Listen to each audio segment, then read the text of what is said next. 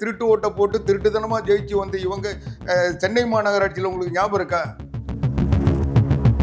தேர்தலுக்கு முன்னாடி ஏன் இதை பண்ணணும்? தேர்தலுக்கு முன்னாடி பண்ணாமன்னா தேர்தல் முடிஞ்ச பிறகு பண்ணுவாங்க. நீங்க வந்து பயந்து பயந்து சாகுறீங்க, பதுங்கி பதுங்கி போறீங்க. துரைமுருகன் வந்தவர் ராத்திரியா போய் அங்க காலில் விழுந்துட்டு வரீங்க. அந்த கெட்ஸ் உங்களுக்கு இல்லையே. நீங்க எதுக்கு பேசுறீங்க? இந்தியாவை ஆளக்கூடிய கட்சி பாஜகவா இருந்தாலும் தமிழ்நாட்டுக்கு போதுமான இடஒதுக்கீடு என்ன தெரியல. திமுக கொடுக்கல சார்.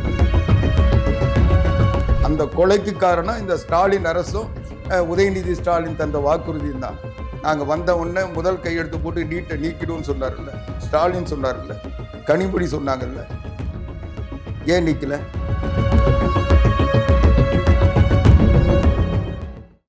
கலைஞர்கள் அனைவருக்கும் வணக்கம். இந்த சிறப்பு நேர்காணலில் நம்மோடு இருக்கக்கூடிய ஆளுமை அதிமுகவுடைய செய்தி தொடர்பாளர் ஆவடிக்குமார் அவர் தான். சார் வணக்கம். வணக்கம் சார். பீகார் தேர்தல் வெற்றிக்கு அப்புறம் மோடி அவர்கள் வந்து தமிழ்நாடு வந்திருக்காங்க. வரும்பொழுது பீகாருடைய அலை வந்து தமிழ்நாட்டிலே வீசும் அப்படின்னு சொல்லியிருக்காங்க. பட் ஆனால் எதிர்கட்சிகள் எல்லாமே குற்றச்சாட்டும் போது வாக்கு திருட்டு மூலியமாக தான் பாஜக கூட்டணி வெற்றி பெற்றுருச்சு, அதே ஒரு விஷயம் இங்கே நடக்குன்ற ஒரு கேள்வி எழுப்புறாங்களே. இல்லை, எதிர்கட்சிகள்னு நீங்கள் யாரோ சொல்கிறீங்கன்னு தெரியல. எதிர்கட்சிகள்லாம் இன்னைக்கு எதிராக இருக்கக்கூடிய திமுக நீங்கள் கேட்டீங்க. இன்றைக்கி தமிழ்நாட்டு அரசியல் அண்ணா திராவிட முன்னேற்ற கழகம் தான் பிரதான எதிர்கட்சி.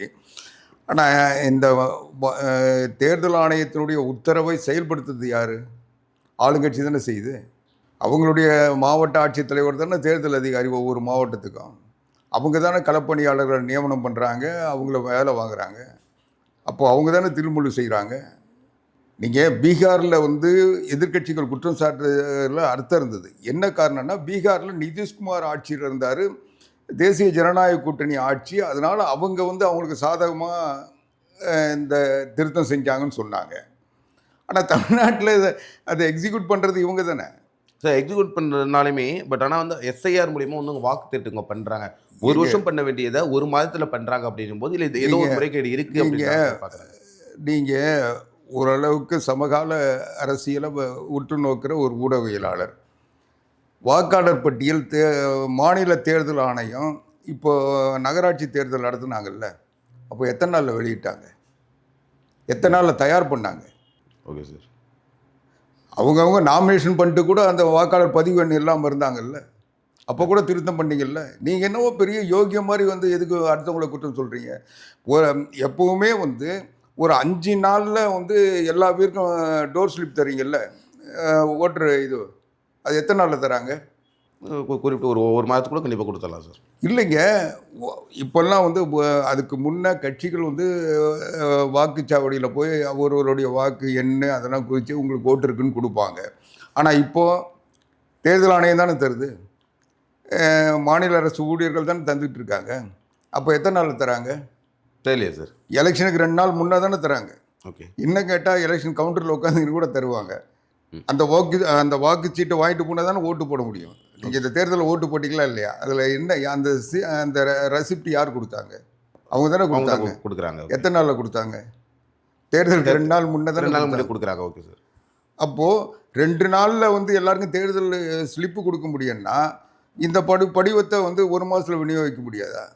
நீங்கள் அப்போ கூடங்க ஒரு வாரத்தில் முடியலைன்னா அதுக்குள்ளே முடியல, எங்களுடைய நிர்வாக கெப்பாசிட்டியால் அது முடியல, இதை எக்ஸ்டெண்ட் பண்ணுங்கன்னு கேட்குறது வேறு. இது வேணான்னா என்ன அர்த்தம்? இந்திய அரசியல் சட்டத்தில் தேர்தல் விதிமுறைகளில் தொடர்ந்து இருக்குது. நீங்கள் 2002 காங்கிரஸ் ஆட்சி இருக்க சொல்ல இவங்க செய்யலைன்றதுக்காக அப்படி அது தொடர்ந்து விடுபட்டுருச்சுன்றதுக்காக விட்டணுமா? ஒவ்வொரு தேர்தல்லையும் நீங்கள் சாதாரணமாக நீங்கள் ரொம்ப தூரம் போவேண்ணா, உங்கள் ஊரில் எடுத்துங்க. உங்கள் ஊரில் வாக்குச்சாவடியில் எத்தனை பேர் என்கிட்ட ஓட்டர் ஐடி இருக்குது, ஓட்டு இல்லைன்னு எத்தனை பேர் வந்திருக்கோம்? கண்டிப்பாக சார். ஆனால் இது இல்லைங்க, பீகார் நடத்துகிறாங்க, தேர்தல் வருது தமிழ்நாட்டில். பீகார் தேர்தல் இல்லைங்க, இது 12 மாநிலத்தில் நடக்குது. இந்தியா முழுக்க எல்லா மாநிலத்திலும் நடக்க போகுது. கண்டிப்பாக சார். பட் ஆனால் தேர்தலுக்கு முன்னாடி ஏன் இதை பண்ணணும்? தேர்தலுக்கு முன்னாடி பண்ணாமன்னா தேர்தல் முடிஞ்ச பிறகு பண்ணுவாங்களா? இதை பண்ணணும்னா ஏங்க ஒரு ஒழுங்கான ஓட்டர் லிஸ்ட் இல்லாமல் திருட்டு பசங்களை வச்சுட்டு இவங்க ஜெயிச்சிருவாங்க. அதுக்கு பிறகு வந்து ஆய்வு பண்ணி ஓட்டர் வாக்காளர் பட்டி சரி பண்ணுவாங்களா? திருடங்களுக்கு பயங்க, திருட்டு ஓட்டு போடுறவனுக்கு பயம். ஏன் நேர்மையாக இருந்தால் என்கிட்ட ஆதாரம் இருக்குது, நான் குடிமகன், எனக்கு எல்லா உரிமை இருக்குது, நீங்கள் வந்து நீதிமன்றத்துக்கு போல உங்களுடைய உரிமை எப்போ வேணா நிலைநாட்டலாம். எப்படி ஒருத்தர் வந்து எடுத்துட முடியும்? இங்கே மாநில அரசுக்கு தெரியாமல் நரேந்திர மோடி தனியாக ஆள் அனுப்பி இவங்க ஓட்டெல்லாம் நீக்கிறாரா? Okay sir. எப்படி நீக்க முடியும் சொல்லுங்கள்? சாதாரணமாக இன்னைக்கு நமக்கு இந்த டோர் ஸ்லிப்பு கொடுக்குறவங்க யாரோ அவங்க தான். நான் இன்னைக்கு பகிரங்கமாக குற்றம் சாட்டுறேன். ஒவ்வொரு தொகுதியிலையும் திமுக கடந்த இதுவில் இந்த செத்து போனவங்க வாக்கு, இடம்பெயர்ந்தவர்கள் வாக்கு, இதெல்லாம் சேர்த்து திருட்டு ஓட்டு. ஸ்டாலின் தொகுதியிலேயே 10,000 திருட்டு ஓட்டு இருக்குன்னு நிர்மலா சீதாராமன் 4000 தான் சார். 4000 அவங்க சொன்னாங்க. ஆனால் வந்து அவங்க சொன்னது 4000ன்றதுனால 4000 மட்டும் இல்லை இருக்கு. இன்னைக்கு பலர் சொல்கிறாங்க இன்றைக்கு ஆம்ஸ்டாங் கொலைக்கும் அதுவும் ஒரு காரணம்லாம் பேசப்படுது. அதனால் இவங்க என்னமோ யோகியமாக தேர்தல் நடத்தின மாதிரி அங்கே திருட்டு ஓட்டை போட்டு திருட்டுத்தனமாக ஜெயிச்சு வந்து இவங்க சென்னை மாநகராட்சியில் உங்களுக்கு ஞாபகம் இருக்கா? உள்ளாட்சி தேர்தல் நடந்தது, மாநகராட்சி தேர்தல் நடந்ததில்ல. அப்போ மாநகராட்சியில் கவுன்சிலர் ஓட்டு போட்டு மேயரை தேர்ந்தெடுக்கிற தேர்தல்.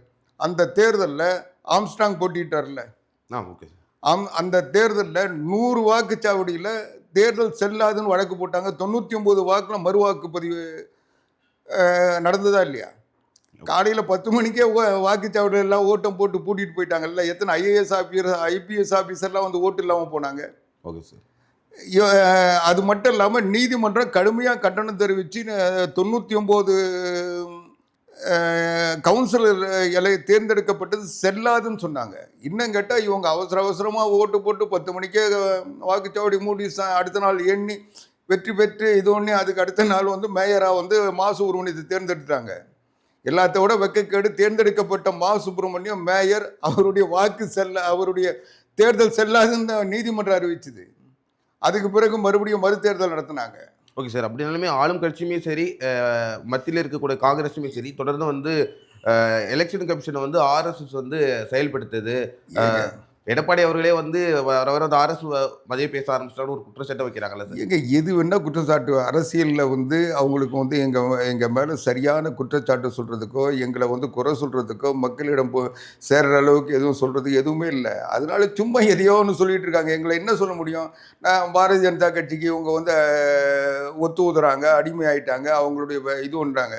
இவங்கள போய் மானங்கிட்டு போய் பாரதிய ஜனதா கட்சி அமைச்சரவையில் உட்காந்துட்டு இருந்தோமா? அதிமுக வந்து புரட்சி தலைவி அம்மா காலத்தில் வாஜ்பாய் அமைச்சரவைக்கு கொடுத்த ஆதரவை வாங்கிட்டு அவங்கள வந்து ஆட்சியிலேருந்து இறக்கி விட்டு நாங்கள் வந்தோம். அடுத்த நிமிஷம் போய் இவங்க உட்காந்துக்கிட்டாங்கல்ல.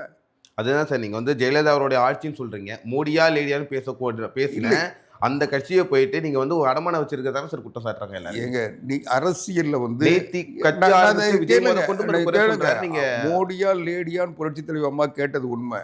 அன்றைக்கு மோடிக்கு எதிராக அம்மாவை பிரதமராகக்கூடிய வாய்ப்பு இருந்தது. அதனால் அவங்க மோடி எதுக்கு இன்னைக்கு நாங்கள் இந்த மாநிலத்தை தாண்டி எதுவும் செய்கிற எண்ணம் இல்லை, அதுக்கான வாய்ப்பும் எங்களுக்கு இல்லை. அதனால பாஜக கூட போய் இருந்துட்டீங்க. பாஜக இல்லைங்க. ஏங்க பாஜக வந்து இன்னைக்கு இந்தியாவில் ஆள்ற கட்சிங்க. பாஜக வந்து அண்ணா திராவிட முன்னேற்ற கழகம் புரட்சி தமிழர் எடப்பாடியாருக்கு சொல்ல ஒரே வருஷத்தில் 11 மருத்துவக் கல்லூரி அனுமதி கொடுத்தாங்க. 60 இந்தியாவை ஆளக்கூடிய கட்சி பாஜகவா இருந்தாலும் தமிழ்நாட்டுக்கு போதுமான இடஒதுக்கீடு என்ன தெரியல. திமுக மெட்ரோ கொடுக்கல சார்.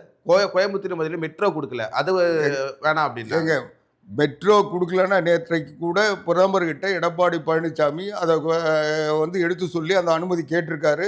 மதுரைக்கும் கோயம்புத்தூருக்கும் மெட்ரோ கேட்டிருக்கோம். நீட்டுக்கும் கேட்டிருக்கீங்க.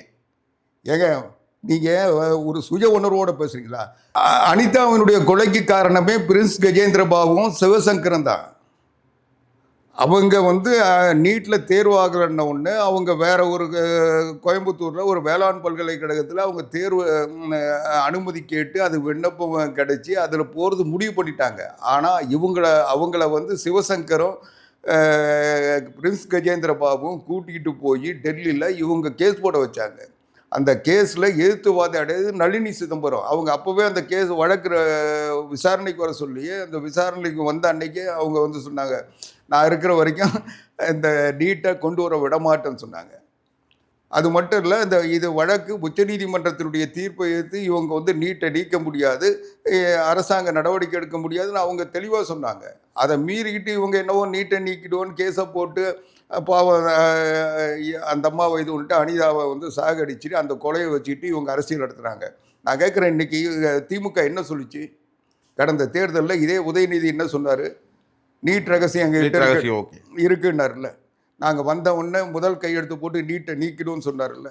ஸ்டாலின் சொன்னார்ல, கனிமொழி சொன்னாங்கல்ல. ஏன் நீக்கல? இன்னைக்கு இந்த 4.5 வருஷத்தில் 24 பேர் நீட்டை எதிர்த்து செத்துருக்காங்க. அந்த கொலைக்கு காரணம் இந்த ஸ்டாலின் அரசும் உதயநிதி ஸ்டாலின் தந்த வாக்குறுதியும் தான். இல்ல சார், அவர் வந்து கூட்டணியில இருக்கீங்க, பாஜக கூட்டணியில இருக்கீங்க. நான் சொல்றதை கேளுங்க.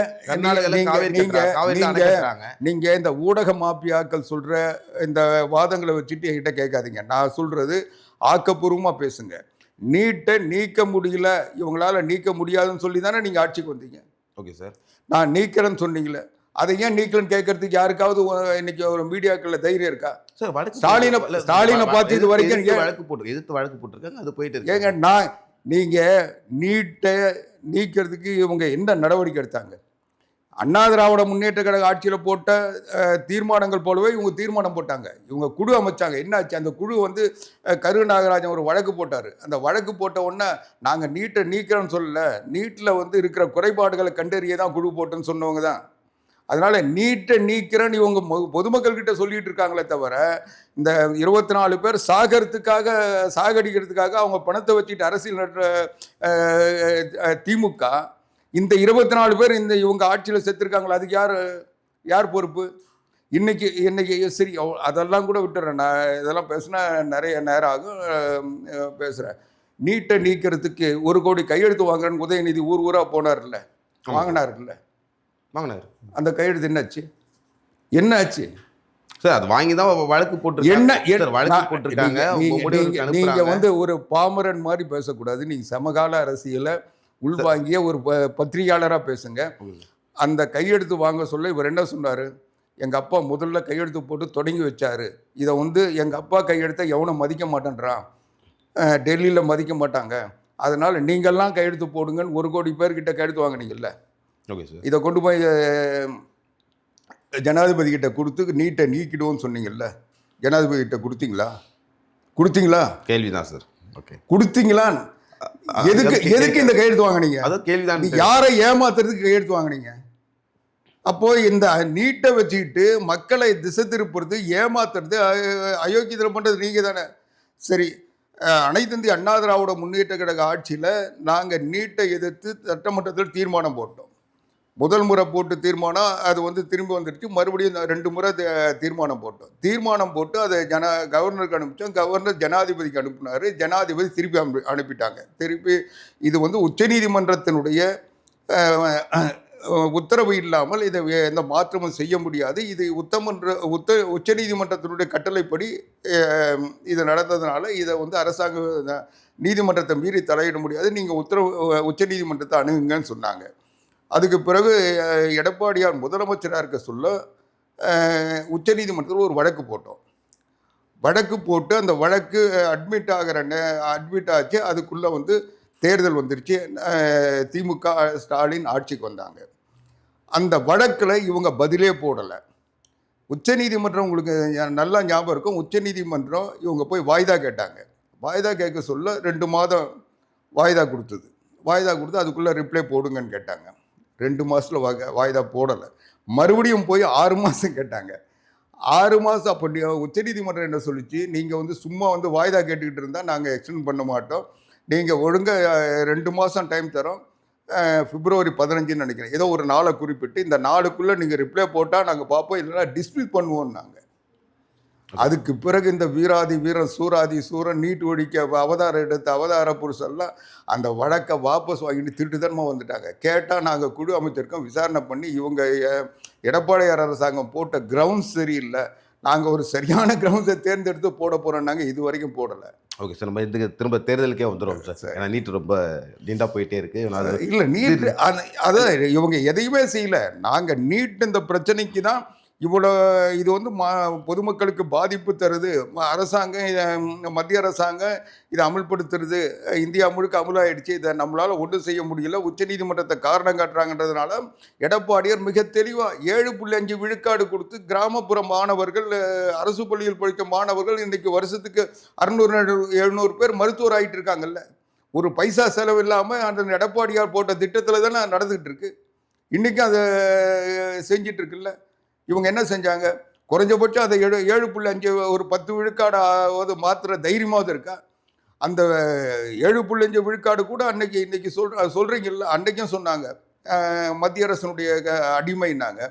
ஆனால் அன்னைக்கு நாங்கள் கவர்னர் கையெழுத்து போடல. மத்திய அரசுக்கு இணக்கமாக இருந்த கவர்னர் மத்திய அரசுக்கு எதிரான ஒரு சட்டமாக இதை பார்த்ததுனால கவர்னர் கையெழுத்து போடல. ஆனால் கவர்னர் கையெழுத்து போடாதையே முதலமைச்சராக இருந்த எடப்பாடி பழனிசாமி அரசாணை வெளியிட்டார்ல, அதை நடைமுறைக்கு கொண்டு வந்தார்ல. அதுக்கு பிறகு 5 நாள் கழிச்சு தானே கவர்னர் கையெழுத்து போட்டார். அந்த கெட்ஸ் உங்களுக்கு இல்லையே. நீங்கள் எதுக்கு பேசுகிறீங்க? நீங்கள் வந்து பயந்து சாகுறீங்க, பதுங்கி போகிறீங்க. துரைமுருகன் வந்தவர் ராத்திரியாக போய் அங்கே காலில் விழுந்துட்டு வரீங்க. இங்கே செந்தில் பாலாஜி வந்தால் டெல்லிக்கு போகிறீங்க.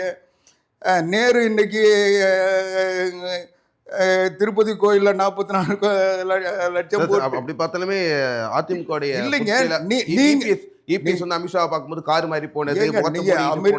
நாங்க கூட்டணி கட்சின்ற முறையில நாங்க போறோம் வரோம். மூஞ்ச மூடிட்டா சார்? மூஞ்ச மூடிட்டு போனீங்களா? அதுவா மூஞ்ச மூடிக்கு போற அளவுக்கு நாங்க ஒன்றும் போய் ஊடகத்துல இல்லைங்க. எங்க கார் மாதிரி ஐபிஎஸ் அவர்கள் போனாங்க, மூஞ்ச மூடிட்டு போனாங்க. ஏங்க நீங்க வந்து மூஞ்ச மூடிக்கிட்டு போக வேண்டிய அவசியம் என்ன இருக்கு? அமித்ஷாவை பார்த்தது ப்ரெஸ் ரிலீஸ் அவங்களும் தராங்க, நாங்களும் தரோம். அப்படி இருக்கு சொல்ல மூஞ்ச மூடி.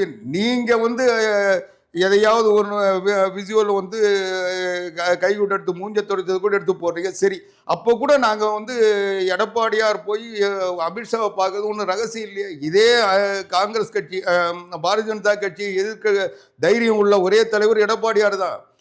அன்னைக்கு தேசிய ஜனநாயக முன்னணி கூட்டத்தில் பக்கத்தில் கூப்பிட்டு உட்கார வச்சாங்கல்ல அமித்ஷாவும் நரேந்திர மோடியும். ஆனால் அதே தேர்தலில் அவங்க சந்திக்க சொல்ல எங்களுக்கு உடன்பாடு இல்லை. இங்கே இருந்த மாநில தலைவராக இருந்தவர் எங்களை விமர்சனம் பண்ணார், எங்கள் தலைமையை விமர்சனம் பண்ணார், புரட்சி தலைவர் விமர்சனம் பண்ணார்ன்றதுக்காக நாங்கள் வெளியே வந்தோம்ல. அந்த தைரியம் இருந்ததா? நாங்கள் என்ன பயந்துட்டா இருந்தோம்? திரும்ப போய் சேர்ந்தீங்களே சார். நீங்கள் திரும்ப சேர்ந்தோன்னா அரசியலுங்க. நாங்கள் போன தேர்தலில் பாஜகவுடைய கூட்டணி வச்சதெல்லாம் கடந்த தேர்தலில் தோத்து போனதா ஜெயக்குமாரும் சொல்றாங்க. நீங்கள் 1000 பேர், நான் கூட 1000 கருத்து சொல்லுவேன். எங்கள் கட்சியில் இருக்க ஒவ்வொருத்தரும் தனிப்பட்ட முறையில் எங்களுடைய கருத்துக்கள் வேறு. ஆனால் கட்சியினுடைய கருத்து, பொதுச் செயலாளருடைய அறிவிப்பு எது தீர்மானமோ அதை தான் நாங்கள் ஏற்றுப்போம். ரெண்டாவது, நீங்கள் கேட்டிங்கல்ல போன நாடாளுமன்ற தேர்தலில் என்ன நடந்தது? போன நாடாளுமன்ற தேர்தலில் அண்ணா திராவிட முன்னேற்ற கழகம் பாரதிய ஜனதா கூட்டணியிலிருந்து விலகாமல் இருந்திருந்தா, ரெண்டும் சேர்ந்து போட்டி இருந்தால் திமுக 40 இடத்துல ஜெயிச்சிருக்குமா? இன்னைக்கு அவங்க கூட்டணி பலமான கூட்டணியா? அதிமுக கூட்டணி பிளவுபட்டதுனால அவங்க வெற்றி பெற்றாங்க. அதே மாதிரி இங்கே பாரதிய ஜனதா காட்டி ஏமாத்திட்டு இருக்கலான்னு அவங்க நினைக்கிறாங்க.